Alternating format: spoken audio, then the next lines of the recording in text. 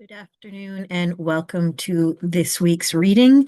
This week, the reading was actually quite interesting for me in the construction side of it because it took me quite a while to find the zing, I guess, or the piece that I tend to build these around. What I ended up with was this idea of when you step out of the door, how will you meet your reflection?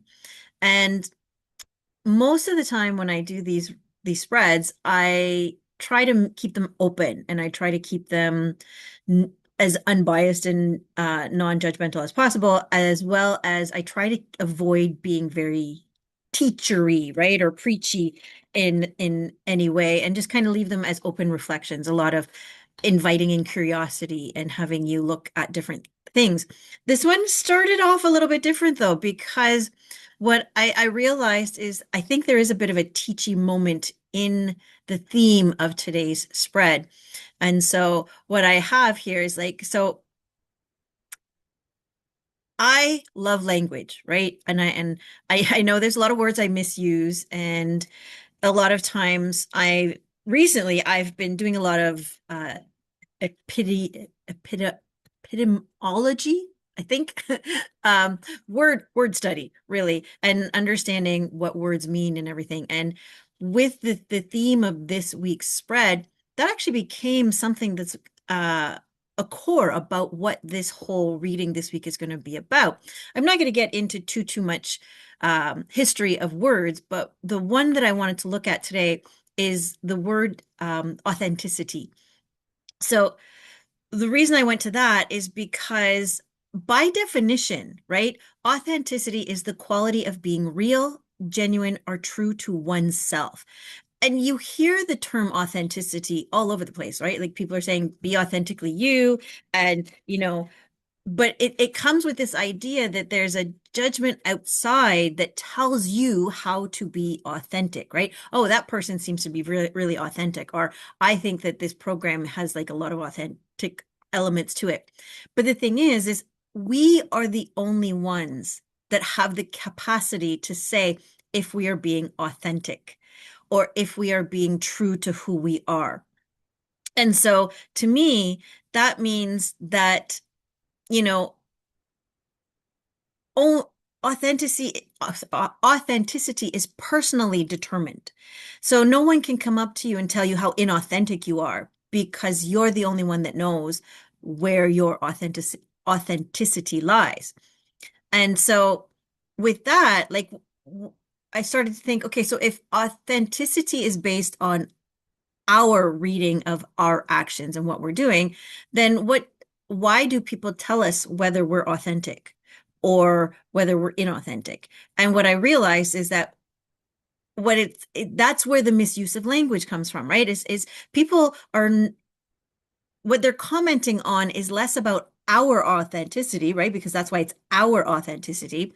And what they're commenting on is the perception they have of us that they carry through shared experiences. And we have to remember that these shared experiences may be experiences we really have no idea about. And I'll use this video as a perfect example.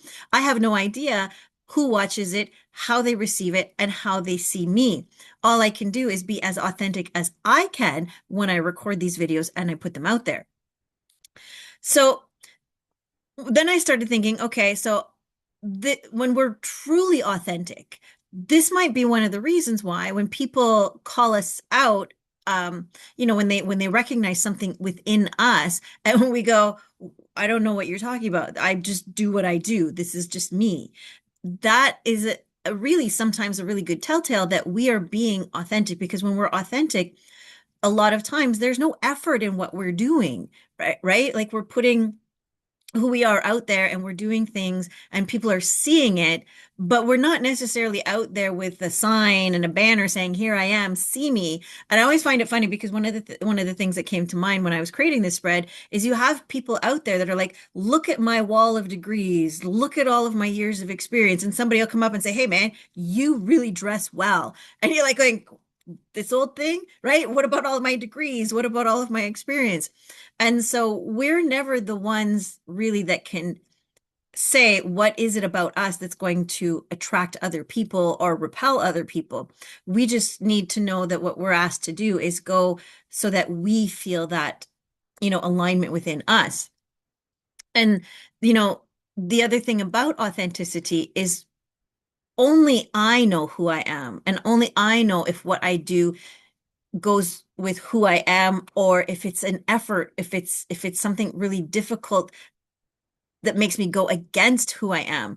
And, so that's why I thought that this would be a really good kind of rabbit hole to go down. And it's important, I think, to remember that people's reactions may be deemed positive or negative, right? And then I use this idea of like, a saint and a sinner will both be able to determine their authenticity, and the reactions that people have to them, that is a judgment call, right? So you might have someone who, when they're authentic to themselves, they're being kind, they're helping people, they're doing wonderful things. And then you might have somebody who is still being authentic to themselves and they're out cheating people, they're out doing really horrible things. But that's when we look at how we determine authenticity, there almost seems to be this idea that authentic means good, above board, level. Like, right? Nobody's going to go and look at a drug dealer and say, oh, you're so inauthentic, right? Or you're so authentic by the way that you're doing things. So I think what's important is when we're using those types of words, first to remember what the words really mean, and then to remember where the judgment and the bias, positive or negative, right? Judgment is positive and negative. That's kind of what's going on in here, because it's never happening in a vacuum. There's always something going on. It's almost like a call and response, where I come out and I do something, you see that, you respond to it, and then I respond back and forth to it, and depending on how the responses are dealt with determines how I'm going to move forward. And I also want to put that being authentic often can come at a cost. It can, have us doing things that we need to show that, like, there's courage there, there's fortitude there, there's value of ourselves. Because a lot of times we find that where we become less authentic are in the situations where there's pressure, where there's a cost to have to pay. And it's important for us to be able to have the confidence and the courage to make the decisions that we're making, so that if we are going to proceed authentically, we're good with that. But also, if we have to go against our authenticity, we also have to be good with the consequences that we will have to carry. And sometimes the consequences are just our own shame, our own guilt, our own feelings that we have to carry inside of us, because a lot of times, that battle of authenticity, no one ever sees except for us. So the purpose for today's reading, after that little mini sermon, is to create space to explore the interactions between your inner truth and the external reflections you encounter. And that's what I was saying, right? Like, so we have a truth that we follow, and through our experiences, we learn whether those truths are safe or whether they're dangerous. And so there needs to be this understanding, I think, that I want to put out there, that even if you are acting inauthentically, it doesn't necessarily mean that you're being bad, right? People will go against their inner truth, their inner self, if it means that they're going to be safe and protected. And I think that that's what's important, is to be able to understand where are the safe places, who are the safe places where that inauthentic self can shine. So the question that I'm going to be shuffling into the cards today is, what can you learn about yourself from the reflections of others? What can you learn about yourself from the reflection of others? And reflection is, responses, it is feelings, it's anything you take in and have an interpretation on it.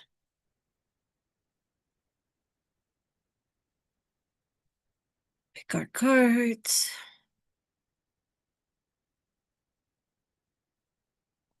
and lay them out. So one, two, three, four, five. All right, so here we go. Our first card, the first question we have is, who do you see in your mirror? And this kind of goes back to the opening question of when you step out the door, how will you meet your reflections? But before you go out the door, there's you, right? So when you sit in those moments by yourself, who is there? Who is your true authentic self? As much as you kind of know who that is. And so who do you see in the mirror? And here we have the Six of Wands. And I think this is, in the journey that we've been taking through all these tarot spreads, I think this is a really good one to have because the thing is the you that you see in the mirror or the you that you want to see in the mirror is the one that can overcome anything, that is able to continue to be yourself, to be able to be authentically aligned with who you are and know who you are so that even if you have to fight, even if you have to draw a line in the sand, even if there are times where you're going to have to struggle and suffer to be who you are, it's important to remember that every time that you have been yourself, you have come out on the other side with something more. And that doesn't mean that we've had times where we've been authentic and we've been hurt. What it means is that every time that we choose our authentic self over something else, some other construct, some other made up facade, right? When we get any kind of recognition based on who we are, that is what makes us sing. That is what reminds us that we have purpose, that we have value, that we are here because we have a purpose. And so every time that we can remember these moments of victory, these moments of, wow, they really saw me, even if it's, oh my goodness, why did they see me? Right? There's always going to be these moments where that true self being seen is going to be such a win that we can carry it with us, right? You might have a lot of struggles, a lot of difficulties that you've gone through, but if you stop and pause, there's going to be at least one moment that you carry in your heart of when someone really saw who you were and you were like, yes, this is me. This is the journey I have been on. This is my success. And you carry it with you. So that's who you see when you look at that mirror, right? When you're trying to remain authentic and you're trying to really honor your true self, you're looking at the one who's had those moments. And the more that you collect those moments, the easier it is, even in those times of trial, to be able to consistently be your true self. The next one we have is who is reflected in your foundational mirror. And when I look at the foundational mirror, I'm looking at who is it that's reflected back to you in, say, your family of origin, in your early school years, all of these kinds of things of who makes up your foundation of who you are, right? The foundational stories. These are some of the hardest things that being authentic struggles with. And so here we have death. And this one's really interesting because when you're looking in that foundational mirror, what you're looking at is how it's transformed you or how it offers opportunities for transformation. A lot of times, if we're living from the foundational mirror, what we're seeing is ourselves in younger periods of time. We're not allowing ourselves to grow. We're not allowing ourselves to evolve, to become something more. And so if we're looking into the foundational mirror and we're seeing death is showing up here, we're seeing the invitation that it's time to let those stories go. It's time to stop defining who you are based on who you were expected to be when you were growing up. If you have a lot of memories around different routines, different roles, different identities that you carry today that are based from childhood, it is time to really now start to look at them from the lens of an adult. Because as long as the stories that you're living from your foundation are still tinted from the eyes of a 2-year-old, a 4-year-old, a 10-year-old, right? There's a level of mental and emotional immaturity from those parts of yourself that are unable to process adult understanding. And so it's really important that we take this time when we're looking in this foundational mirror to start asking, what stories am I still carrying that are ready to be transformed, to transition?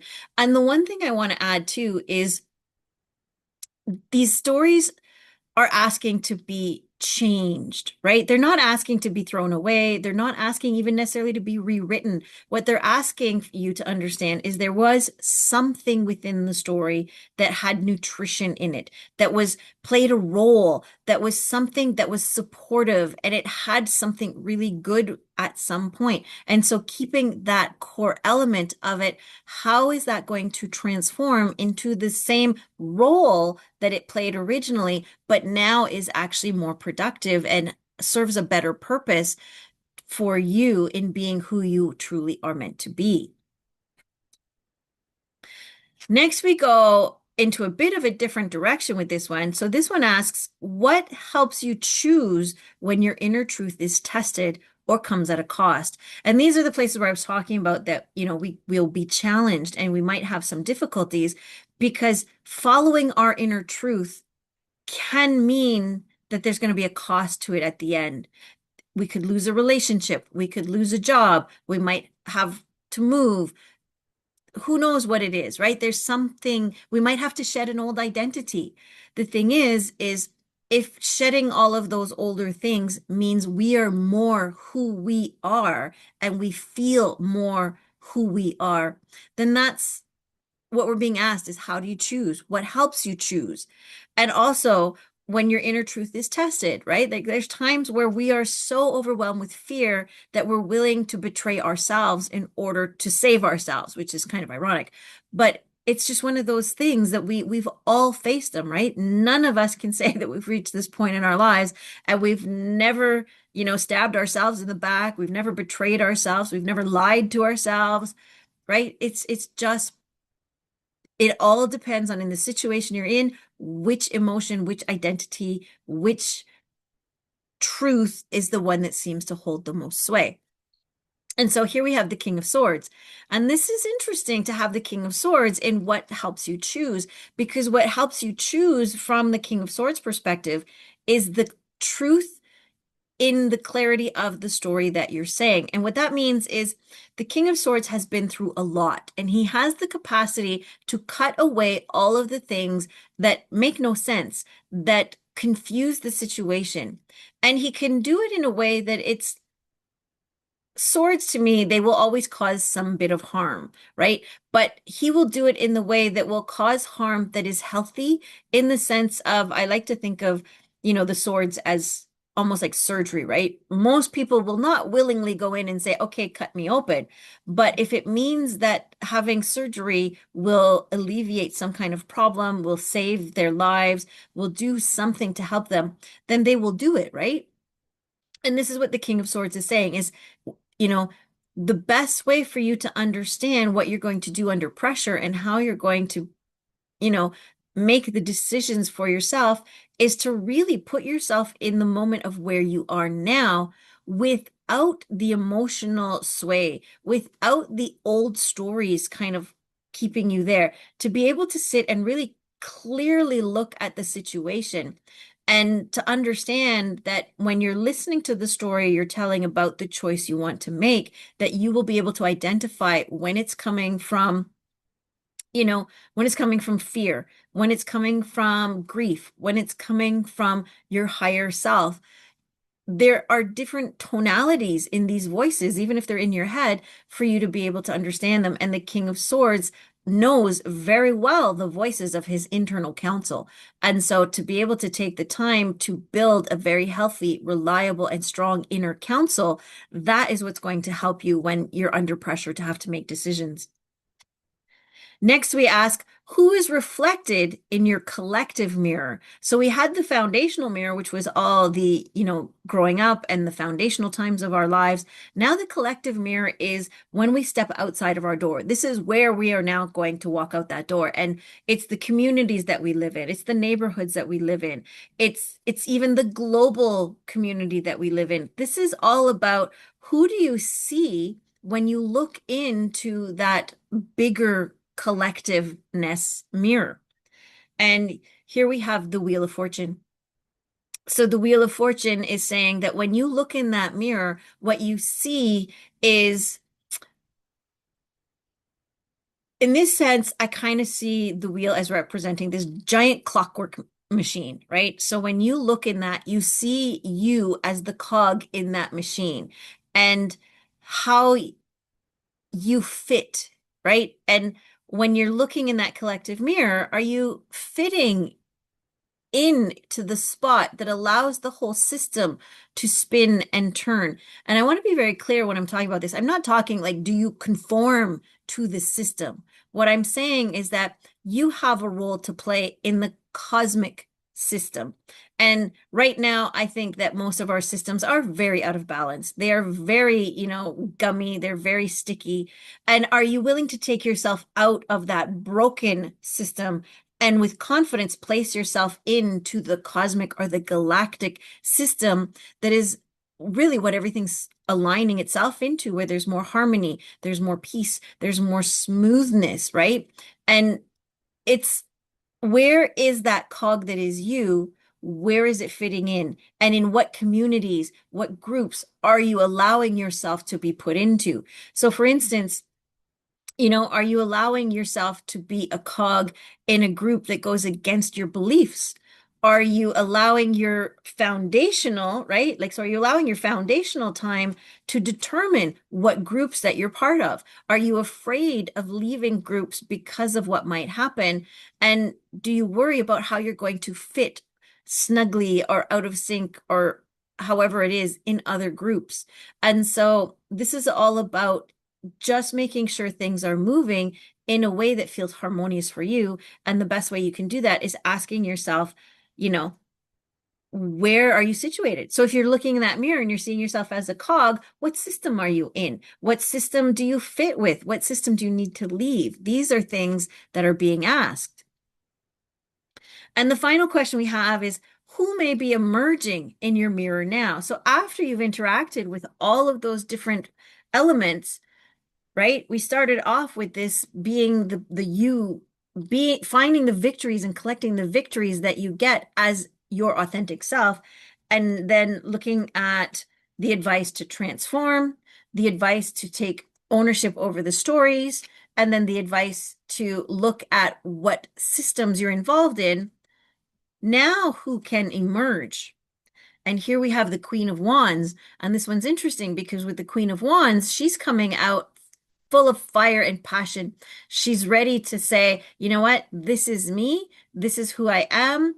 And it's funny, right? Because the Queen of Wands is very, of all the queens, she's the one most likely to kind of just jump right out of the kind of more personal, private sphere that the queens tend to. And she's gonna be like, no, I'm gonna kind of burn this whole thing down and I'm gonna build something fresh. She reminds me very much of a mama bear in phoenix form, where she is very much about protecting her home and protecting her space and protecting her energy, even if it means she has to burn the whole world down and build something new from it. And so what this is saying is, the you that's coming out into this new mirror is the one that is so passionate, so motivated, so driven to be themselves, to be the you that you're meant to be, right? And so I find it's really interesting to end with her because she's going to come flying out of that mirror and basically grab you by the hand and say, let's go find whatever needs to be um, fixed. And what I like about her is I did mention, right, she'll burn everything to the ground, but she's very that phoenix energy is, and the thing is anything that a phoenix touches that gets destroyed is only so something new can come out of it. And so she's going to take you through the areas of your life that need to be regenerated, that need to be burned down, purified, so that the true essence of them can come back. Very much like what I was saying about the stories from death, right? There are essences of those stories that still hold something for us today if we can like bring them forward and look at them from the perspective of who we are now. And that's one of the things I think the Queen of Wand is very willing and eager to help us with. So another wonderful reading, and what's interesting is how it bookends. So we've got fire cards on both sides. We've got the Six of Wands and we've got the Queen of Wands. That's our bookends. We're starting with finding the places where we can have small victories maybe and work up into bigger ones to the point where we're ready to like really cleanse the land so that we can really be who we are in all our spaces. And we can do that by transforming the stories that we allow to lead our lives, that we allow to determine our identity and who we are and what our relationship is with our authenticity, and the places and people that we choose to engage with. So having, the two wands on the bookends, followed by in the next one is two major arcanas with the King of Swords stuck right in the middle, right? Like, so he's got to kind of balance all of this stuff. And that means that it's very important for him to have a cool head, for him to be very, not cold, but very logical in the way, especially if he's got to come down and sit there and say to the Queen of Wands, hey, time to chill out a little bit, right? So a very, very interesting dynamic when it comes to this. And it reminds me a lot of the energies of this is very transformational, very alchemical, very mutative in the way that we're approaching how we are with ourselves. Because the thing is the more that we can bring this into who we are and then step out into the world with this as our energy, the more it's going to spread amongst the people that we engage with and hopefully trigger a domino effect where the same thing will happen to them. And that to me is it's a phenomenal event that I would like to see happen. So with that, I wish you all the best. Take care, and I will see you around the webs.